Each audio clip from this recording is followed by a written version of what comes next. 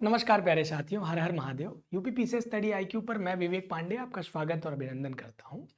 प्यारे साथियों, बीओ को लेकर के आप लोगों की तैयारियां आप तेज करने की आवश्यकता है, बल्कि बहुत तेज करने की आवश्यकता है। जो विद्यार्थी सीरियस हैं कि बीओ की परीक्षा निकालनी है, वो अब इसको थोड़ा सा तेज कर दें। मुझे ज़रूरत लगी आप लोगों के सभी प्रश्नों का उत्तर देने की, और इसके बारे में आप लोग अच्छे से देख लीजिएगा। 15 मिनट में सारी जानकारी मिल जाएगी, आपको सब कुछ पता चल जाएगा। जितने भी हुआ पो हैं, भर्ती कब आ रही है? बहुत जल्द 15 अगस्त के इर्द गिर्द ही आपको इसका नोटिफिकेशन देखने को मिलने वाला है। देखिए, बीओ के लिए क्या योग्यता मांगी जाती है, क्या उम्र सीमा लगती है, क्या परीक्षा का पैटर्न होता है, कितने पद आ रहे हैं, ये भर्ती कब तक हो सकती है, इसकी परीक्षा के लिए तैयारी करने के लिए कितना समय मिल रहा है, तैयारी करें तो कैसे करें, कहां से करें, क्या पढ़ें, साथ में इसका पाठ्यक्रम भी आपको बताऊंगा इस वीडियो में केवल 15 मिनट के अंदर। जरा सा बात समझिए कि आप बीओ के लिए क्यों जाना चाहिए, आपको क्यों बीओ का पद एक शानदार पद है। दरअसल आपको बता दें कि बीईओ ब्लॉक एजुकेशन ऑफिसर खंड शिक्षा अधिकारी एक क्लास 2 यानी बी क्लास गाजेटेड ऑफिसर का एक पद होता है, जिनका काम होता है कि अपने ब्लॉक के सभी कॉलेजेस का औचक निरीक्षण करना, उसमें कार्यों को सुचारू रूप से क्रियान्वित करवाना तथा प्रशासन और शासन के कामों को संभालना। मैं आपको बताऊंगा कि आपको क्या सैलरी मिलेगी और आपका दूसरा प्रमोशन, तीसरा प्रमोशन, चौथा प्रमोशन होगा तो क्या होगा, क्या बनेंगे आप। आपको बताना चाहेंगे कि 2019 में ये परीक्षा हुई है, उसके बाद ये परीक्षा अब होने जा रही है 2026 में। लगभग 3 सालों से इस बात का हल्ला है कि बीओ आ रही है, बीओ आ रही है, बीओ आ रही है। 2026 में ये हल्ला तेज हुआ जब इस पर कोर्ट ने अंतिम फैसला सुनाते हुए समकक्ष आर्यता के विवाद को समाप्त किया। इसकी बनने वाली नियमावली के लिए कार्मिक विभाग ने नई नियमावली बनाने के निर्देश दिए। नई नियमावली बनते बनते इतना देर हो गई कि अब अंतिम जो मीटिंग हुई, उस अंतिम मीटिंग में निर्णय लिया गया कि अब कोई नई नियमावली नहीं बनाई जाएगी।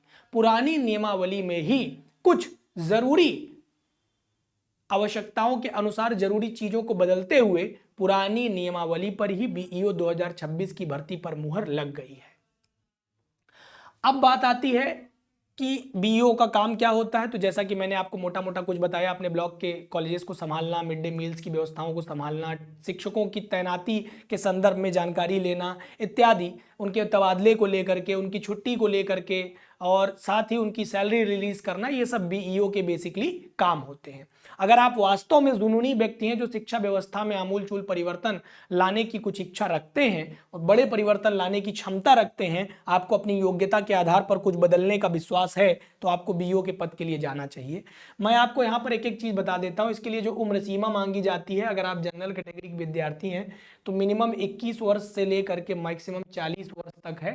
ओबीसी एससी एसटी के लिए 5 वर्ष की छूट है, यानी 45 वर्ष तक है। अगर आप किसी भी पीएच कैटेगरी में आते हैं, किसी प्रकार की विकलांगता की श्रेणी में आते हैं, तो आपको मैक्सिमम 15 वर्ष की छूट है। अलग अलग विकलांगता के आधार पर अलग अलग छूट दर्शाया गया है, सबके लिए 15 वर्ष नहीं है, वो आपको प्रॉपर नोटिफिकेशन में ही पता चलेगा।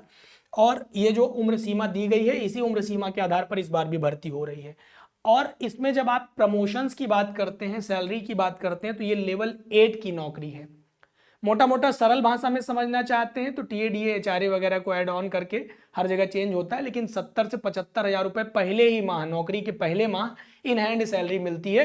7th पे ग्रेड कमीशन के अकॉर्डिंग ये सैलरी मैं आपको बता रहा हूँ। 8वां वेतन लगने वाला है। 8th पे ग्रेड कमीशन लागू होने के बाद यही सैलरी में 15-15 हजार रुपए का इजाफा कर लीजिए, यानी लगभग 90 हजार से 95 हजार रुपए तक के आसपास पहले माह की सैलरी आपको मिलेगी लेवल 8 के अकॉर्डिंग। जब आप नौकरी पा जाएंगे तो आपका जो पहला प्रमोशन होगा वो डीई के तौर पर होता है। बीईओ से डीईओ बन जाते हैं आप। डीईओ डिस्ट्रिक्ट एजुकेशन ऑफिसर होता है, जिला शिक्षा अधीक्षक यानी जिला शिक्षा अधिकारी के रूप में आप तैनाती पाते हैं। उसके बाद आप 5 साल बाद आपको प्रमोशन मिलता है असिस्टेंट डायरेक्टर, सहायक निदेशक बनते हैं आप, जो कि शिक्षा विभाग का सहायक निदेशक एक क्लास गजेटेड ऑफिसर माना जाता है अपने आप में। फिर उसके बाद आप अंतिम प्रमोशन डिप्टी डायरेक्टर का, उप निदेशक का पद प्राप्त करते हैं, जो कि शिक्षा विभाग का ही एक अधिकारी होता है, सर्वोत्कृष्ट अधिकारी होता है। और आगे बढ़ेंगे तो इसके लिए जो योग्यता की मांग की जाती है वो स्नातक और बीएड की जाती है, यानी कि पहले इसी बीएड की जगह पर यहाँ पर बीएड अथवा समकक्ष लिखा हुआ था। तो समकक्ष लिख देने से क्या होता था कि जो डीएलएड वाले विद्यार्थी हैं वो भी इसमें बैठे थे। 2019 में खूब कोटबाजी हुई, बाद में जो है इसको मजबूरी में लेना पड़ा, लेकिन अब समकक्ष आर्यता ही हटा दी गई है, तो डीएलएड मान्य नहीं होगा। डीएलएड को ही पहले बीटीसी कहा जाता था, तो वो भी मान्य नहीं होगा। कुछ लोग मैसेज कर पूछने लग जाएं कि सर डीएलएड नहीं होगा तो बीटीसी होना चाहिए तो बीएड को ही डीएलएड को ही पहले बीटीसी कहा जाता था। मतलब किसी भी प्रकार का डिप्लोमा मान्य नहीं होगा, ठीक है। शिक्षा में डिग्री चाहिए जो कि बीएड ही होती है, बैचलर ऑफ एजुकेशन इसी कहा जाता है, तो ये होना चाहिए।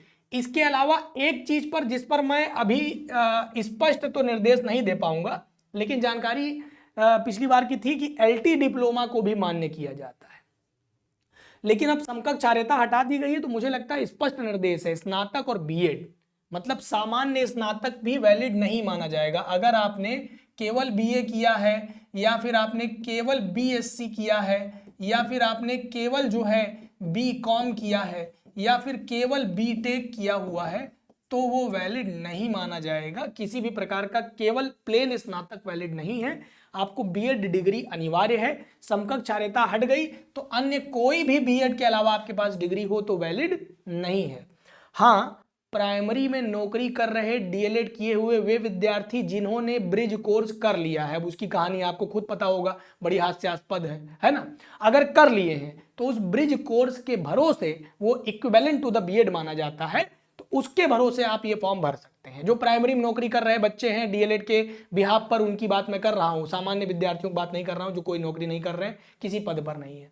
एलटी डिप्लोमा वाला मामला अभी थोड़ा सा गंभीर है, इस पर मैं स्पष्ट नहीं कह पाऊंगा। जो लोग गवर्नमेंट बेसिक ट्रेनिंग कॉलेजेस नहीं होते हैं, जो राजकीय ट्रेनिंग कॉलेजेस होते हैं, उनके बिहाफ पर अगर एलटी डिप्लोमा है तो वैलिड है संभवतः। अगर हो तो इंतजार करिए, तैयारी करते रहिए, स्पष्ट नोटिफिकेशन आने दीजिए।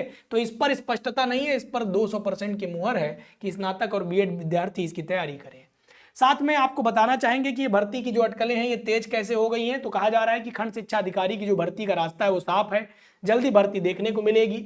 बेसिक शिक्षा के खंड शिक्षा अधिकारी बीईओ पदों के लिए भर्ती की सबसे बड़ी अड़चन दूर हो चुकी है। शासन ने समकक्ष आर्यता विवाद हटा दिया है, जो कि मैंने आपको अभी बताया, क्योंकि निस्तारित कर लिया है तो बीएड को ही मान्य किया है। ध्यान से देख लीजिए, केवल बीएड को मान्य किया गया है, इसके समकक्ष कुछ भी नहीं चलेगा। इसके बाद शिक्षा निदेशालय ने भर्ती को लेकर के तैयारी भी तेज कर दिया है, रिक्त पदों को फीड करने का कार्य भी शुरू कर दिया गया है, ठीक है। रिक्त पदों के लिए फीडिंग शुरू हो गई है। इसके पूर्ण हो जाने के बाद जो है रिक्तियों का विवरण यानी अधियाचन उत्तर प्रदेश लोक सेवा आयोग को भेजा जाएगा। ये जो फीडिंग का कार्य है ये 15 दिन में कंप्लीट कर लिया जाएगा। मैं आपको बता दूं, ये काम 15 दिन के अंदर कंप्लीट कर लिया जाएगा। लगभग 15 अगस्त से लेकर के 25 अगस्त के बीच में इसका अधियाचन भेज दिया जाएगा, ठीक है। अधियाचन लोक सेवा आयोग को भेजा जाएगा। इस तरह अधियाचन का परीक्षण करने के बाद आयोग भर्ती विज्ञापन जारी करेगा। ये भर्ती विज्ञापन अगस्त के अंत तक पूरी उम्मीद है कि अगर जिस प्रकार से प्रक्रिया तेजी से चल रही है, चलती रही, तो अगस्त के अंत तक अथवा सितंबर के दूसरे सप्ताह तक, मैं आपको बता दूं सितंबर के सेकेंड ऑफ वीक में दूसरे सप्ताह तक आपको इसकी भर्ती देखने को मिल सकती है। बीईओ के 1031 पद सृजित हैं, ध्यान सुन लीजिए, 1031 पद सृजित हैं। इसमें से 194 पद पहले से रिक्त पड़े थे, जिनका अधियाचन लोक सेवा आयोग को पूर्व में भेजा गया था। यानी 194 का तो अधियाचन आयोग के पास पहले से पड़ा है। समकक्ष आर्यता स्पष्ट न होने की वजह से वो 194 पदों के लिए विज्ञापन जारी कर देते, करने भी वाले थे। वास्तविकता है 2022 में इसका विज्ञापन जारी हो जाता है, एन केन प्रकारेण नहीं हुआ। 23 में बड़ी अटकलें तेज हुई थी, लेकिन उसी समय कोर्ट ने इस पर रोक लगा दिया और 23 से 26 आ गया, अब जाकर के विवाद खत्म हुआ है। लोक सेवा आयोग ने इसको लौटा दिया था। शासन स्तर पर समकक्ष आर्यता निस्तारण की प्रक्रिया चल रही थी। करीब 165 बीईओ समूह ख के उच्चतर पदों को प्रोन्नत कर दिया गया। लगभग 165 लोगों को तो पोस्टिंग दे दी गई, पदोन्नति कर दिया गया, प्रमोशन कर दिया गया, जिसमें ये पद और रिक्त हो गए। तो इस तरह रिक्त पदों की संख्या, मतलब जो बीईओ थे उनको डीईओ बना दिया गया, फर्स्ट प्रमोशन दिया गया, है ना। तो अब 165 और रिक्त हो गए। तो 194 प्लस 165 कर लीजिए, कितना आ रहा है? 5 4 9 9 6 15 को 5 हाथ में लगा, 1 2 1 3 359 पोस्ट हो गए। मेरी गणित अगर सही नहीं होगी तो सही कर लीजिएगा। इस तरह से जो रिक्त पदों की संख्या है वो 350 के आसपास पहुंच गई, वही निकल रहा है। तो 350 के आसपास, तो 359 आ रहा है, इससे ज्यादा हो गई, ठीक है, वही 359। कुछ बीईओ सेवानिवृत्त भी हो गए, तो करीब 10% पद पदोन्नति के लिए रखे जाएंगे। पहले क्या था 80-20 का रेशियो चलता था, मैं आपको बता दूं 80+20 का रेशियो चलता था कि रिक्त पदों का 80% सीधी भर्ती से, 20% प्रमोशन से।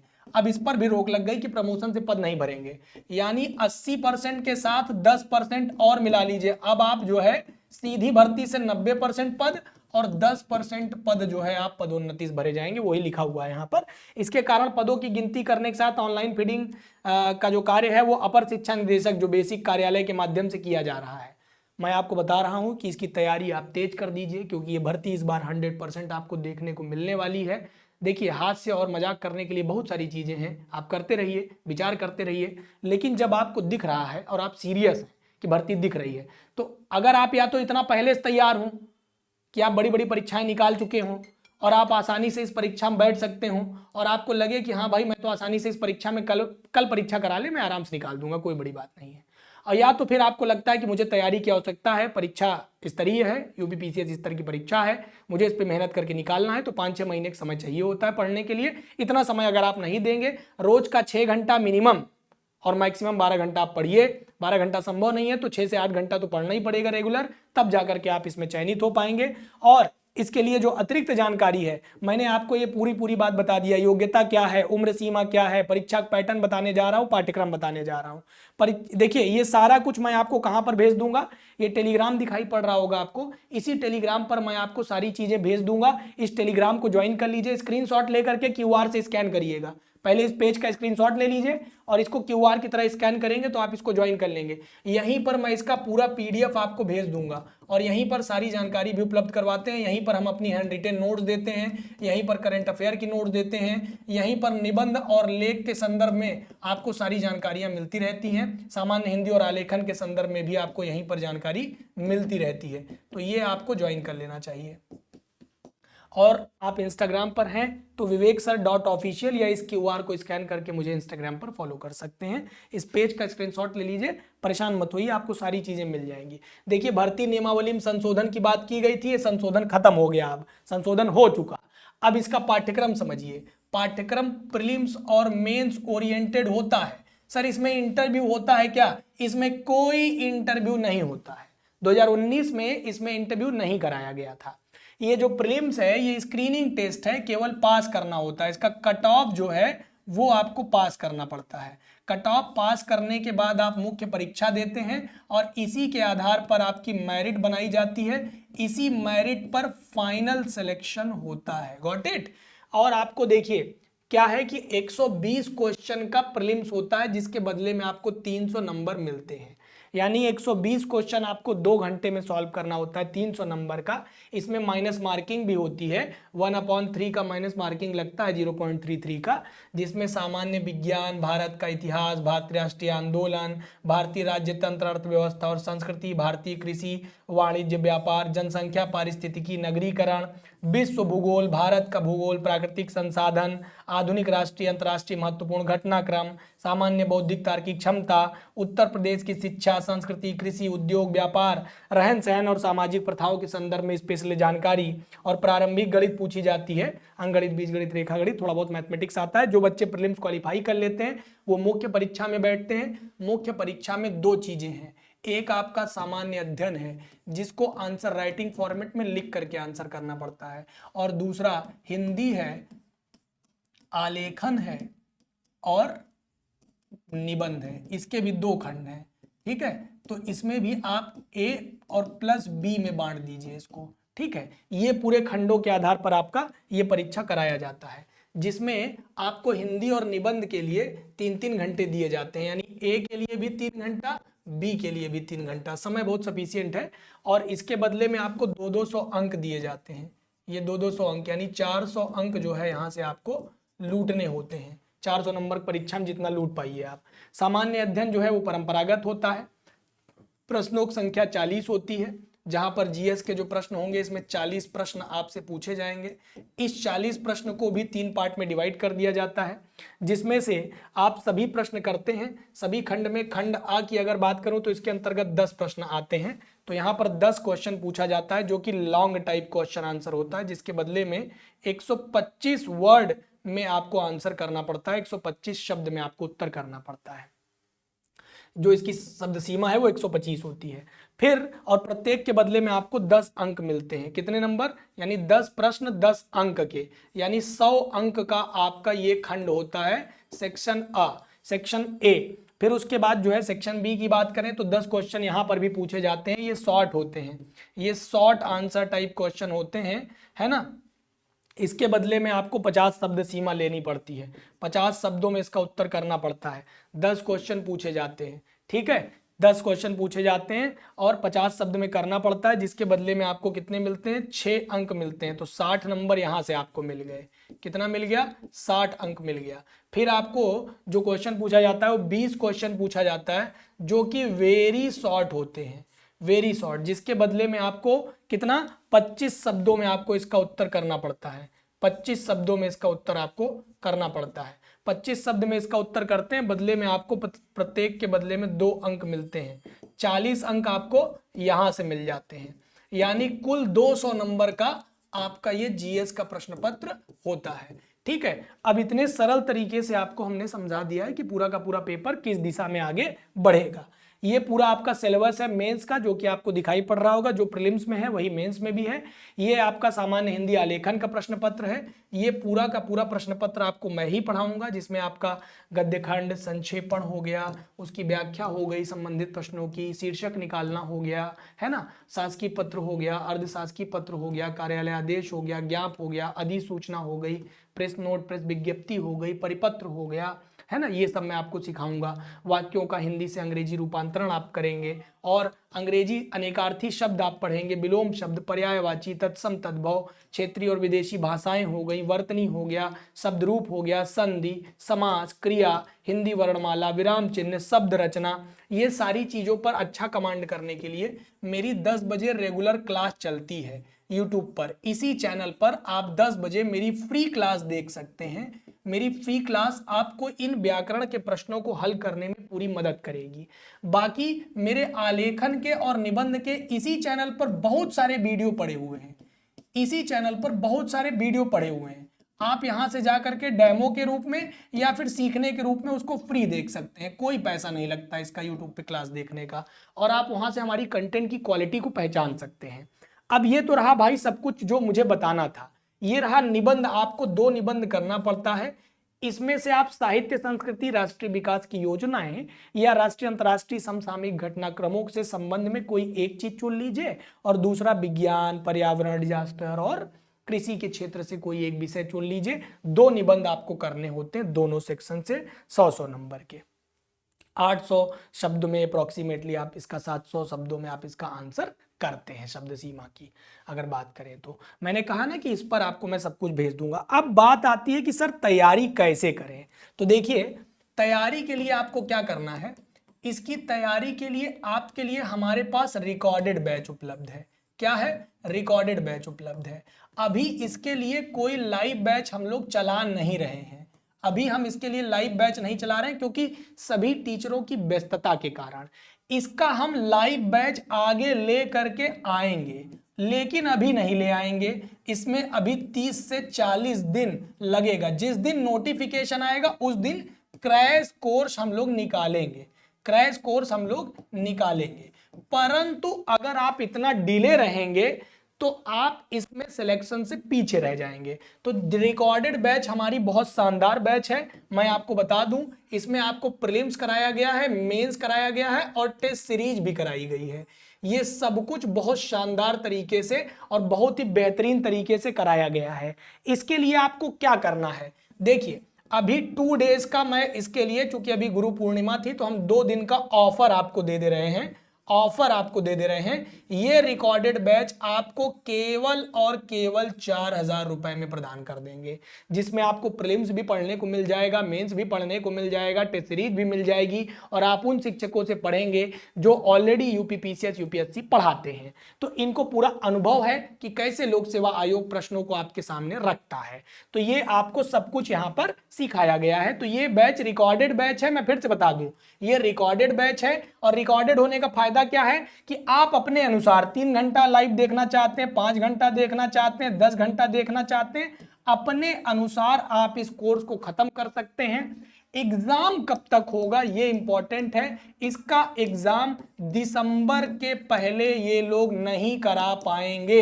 दिसंबर के अंत में ये लोग किसी भी आरक्षित तिथि में इसकी परीक्षा करा लेंगे, ये जान लीजिए, किसी भी आरक्षित तिथि में ये लोग इसकी परीक्षा करा सकते हैं। ठीक है, तो आपके पास 5 महीने तो अप्रोक्सीमेटली होगा ही होगा, तो इसकी तैयारी तेज कर दीजिए। अब देखिए क्या करना है, कैसे बैच लेना है। मेरी टीम का नंबर नोट करिए, मेरी टीम का नंबर स्क्रीन पे भी शो हो रहा होगा, 9289996923। ये नंबर हमारी टीम का है। आपको इनको कॉल करना है, सीधा मेरा नाम बताना है कि विवेक सर की वीडियो देख करके आए हैं, विवेक सर की वीडियो देख करके आए हैं। उनको ये बोलना पड़ेगा आपको कि बीके लाइव कोड लगाइए। क्या बताना पड़ेगा? बीके लाइव कोड लगाइए, तभी आपको ये डिस्काउंट मिलेगा। डिस्काउंट केवल 2 दिन के लिए वैलिड है। मैं फिर से बता दूं कि डिस्काउंट केवल 2 दिन के लिए वैलिड है, उसके बाद ये कोर्स आपको 5000 रुपए में मिलेगा। अगर आप 1 अगस्त को ये बैच लेंगे तो 5000 का मिलेगा। अभी 2 दिन के लिए, आज और कल के लिए हम ये ऑफर दे रहे हैं आपको। ये गुरु दक्षिणा है कि 4000 रुपए में आपको ये बैच प्रदान कर दिया जाएगा। ये मेरी टीम है। और अगर किसी तरह की दिक्कत आती है तो मेरा खुद का पर्सनल व्हाट्सएप नंबर है, इस पर आप मुझे व्हाट्सएप कर सकते हैं। प्लीज कॉल मत करिएगा, कॉल नहीं लगेगी ना तो उठ पाएगा। केवल व्हाट्सएप करना है। व्हाट्सएप करिएगा तो अपना नाम जरूर बताइएगा और आपका क्या क्वेरी है, क्या क्वेश्चन है, या फिर बैच ले रहे हैं तो बैच लेने में कोई दिक्कत आ रही है तो यहां से आप हमसे डायरेक्ट बैच का लिंक मांग सकते हैं। अगर कोई कॉल मान लीजिए नहीं पिक कर पाया व्यस्तताओं की वजह से, या बैच आपको 2 दिन के अंदर लेना ही लेना है, तो आप यहां पर मुझे व्हाट्सएप करके सीधा बैच का लिंक मांगिए और वहीं से बैच परचेज कर लीजिए। और नहीं तो मैं बता दे रहा हूं कि बैच कैसे लेना है। देखिए, आपको गूगल पर जाना है, ध्यान से सुन लीजिए। गूगल पे जाना है, लिखना है स्टडी IQ। क्या लिखना है? Study IQ। क्या मिलेगा? बेस्ट ऑनलाइन कोर्स, ऐसा लिखा हुआ आएगा। बेस्ट ऑनलाइन कोर्स पे जाइएगा। बेस्ट ऑनलाइन कोर्स पे जा करके यहां एक्सप्लोर स्टडी IQ लिखा है ना, यहां सर्च करिएगा BEO। देखिए BEO क्या आ रहा है? UPPSC BEO foundation batch. इस पे चले जाइए। ऐसा इंटरफेस आपको दिखेगा, दिख रहा है ना? ऐसा इंटरफेस दिखेगा। ये बैच आपके पास कब तक रहेगी? 18 महीने तक, 1.5 साल तक ये बैच आपके पास रहेगी। ठीक है, बाई नाउ पर जाइएगा। बाई नाउ पर जाइएगा, यहाँ कूपन का ऑप्शन आ रहा है। अभी देखिए ये बैच आपको कितने की दिख रही है? 5000 रुपए की। आप बीके लाइव कोड लगा दीजिए। मैंने आपको बताया ये कोड लगाने पर आपको मैक्सिमम डिस्काउंट मिल जाएगा। ये देखिए, आपको ये बैच केवल 4000 में मिल जाएगा। 1000 रुपए आपको डिस्काउंट मिल जाएगा। लेकिन ये कब तक? केवल आज और कल, 2 दिन। 1 अगस्त को आप आएंगे तो इस शुल्क में ये बैच नहीं मिलेगा, तब ये आपको 5000 रुपए में ही मिलेगा। अब देखिए, आपको अगर मैंने कहा ना कि फिर भी कोई दिक्कत आती है, हाँ एक चीज और, अगर आप इसको मोबाइल में ओपन करेंगे ना तो कूपन का ऑप्शन राइट साइड में नहीं आएगा। मोबाइल में अगर आप इसको ओपन करेंगे तो ये कूपन का ऑप्शन यहां आएगा। देखिए, ऐसा जो पेमेंट का मेथड दिखेगा उसके नीचे वाली लाइन में आपको कूपन का ऑप्शन दिखेगा। ठीक है, वहां से जा करके आप पे नाउ कर सकते हैं, जो भी आपका मेथड हो, गूगल पे, फोन पे या क्रेडिट कार्ड, डेबिट कार्ड। ये नंबर आपको दिख रहा होगा, ये मेरा नंबर है। इस पर आप मुझे व्हाट्सएप करके चाहें तो बैच का डायरेक्ट लिंक भी प्राप्त कर सकते हैं, और या तो टीम को कॉल करके बताएंगे कि बीके लाइव कोड लगा करके हमको बैच प्रदान कर दीजिए। विवेक सर की क्लास देख करके आए हैं तो आपको वो स्पेशली डिस्काउंट देकर बैच प्रदान कर देंगे। तब तक के लिए राम राम, दुआ सलाम। कोई जानकारी जो मुझसे छूट गई हो तो जरूर कमेंट करिएगा, हम उस पर बाद में वीडियो बना देंगे। धन्यवाद, नमस्कार।